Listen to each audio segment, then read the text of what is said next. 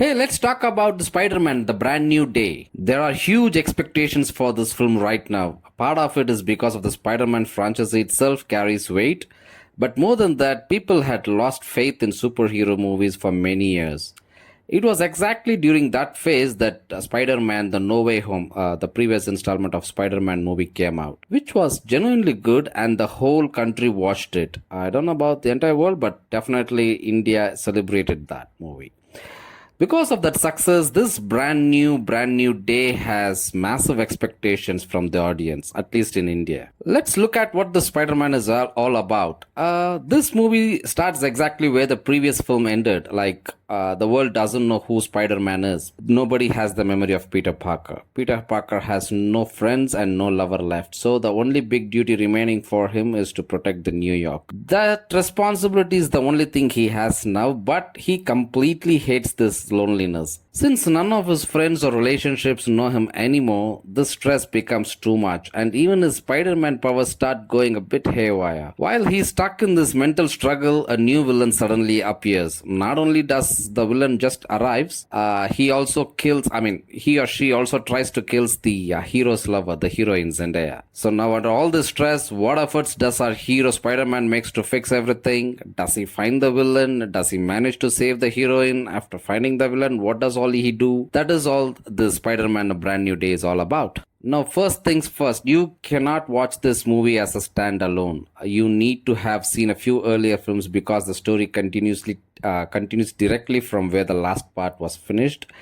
And moreover, to understand who gave the Spidey the suit and how it works, why he talks to the artificial intelligence, to understand all those basic cracks, the previous parts are necessary. They must have been watched. The film also begins in the same style, the way Doctor Strange spell made the entire world forget the Peter Parker. And in this installment of Brand New Day, the name Spider-Man actually feels correct. He's no longer a spider boy, he's a proper grown man now. In the earlier films, the ones carrying the Spider-Man name were still basically Spider Boys. All the photography jobs, the freelancing photography jobs he did, the pizza delivery stuff, and the college guy, none of that is there anymore. The teenage phase is over. Now he's a proper Spider-Man. And Tom Holland as this adult super Spider-Man did really work, though there was a bit of emotions that didn't connect in the movie, but I presume that he gave whatever he got into this role. He was down into that zone. Speaking about the action sequences, it was genuinely good, especially this stunt sequence between the Hulk and Spider-Man, and the part where Spider-Man takes down that Chinese hand army team. Those fights worked really well. And the other impressive part of this movie is the swinging scenes. It was a very strong point. In previous Spider-Man films, after the first and second parts, none of the later ones captured the grandeur of the web swinging properly, even though technology had advanced.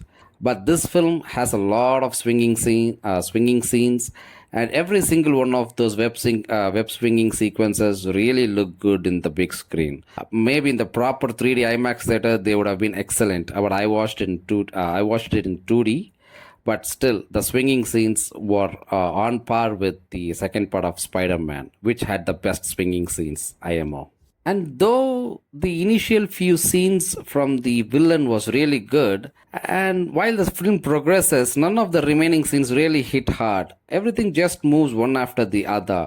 The only real problem is that when a general audience watches it, if they look for something new in the superhero film, there is nothing. All the usual incidents that happen in regular superhero films are present here too.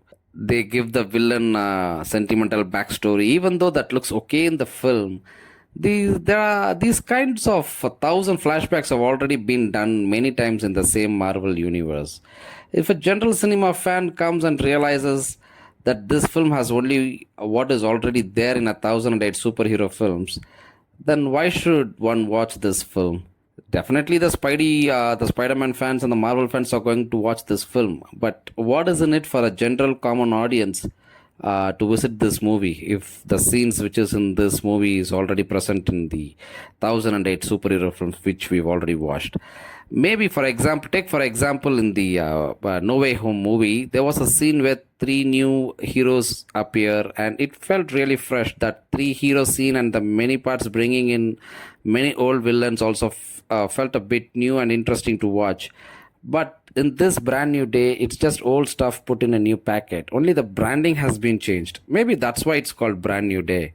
I don't know. And the next big minus is the length of the film. It runs almost for 2.5 hours. For that kind of runtime, there simply isn't enough material in this movie. They could have easily cut at least 15 to 20 minutes. If it had been a little more crisp, it would have been better. When you come to a Spider-Man film mainly for the action, they keep inserting scenes where he talks a lot and does heavy sentiment.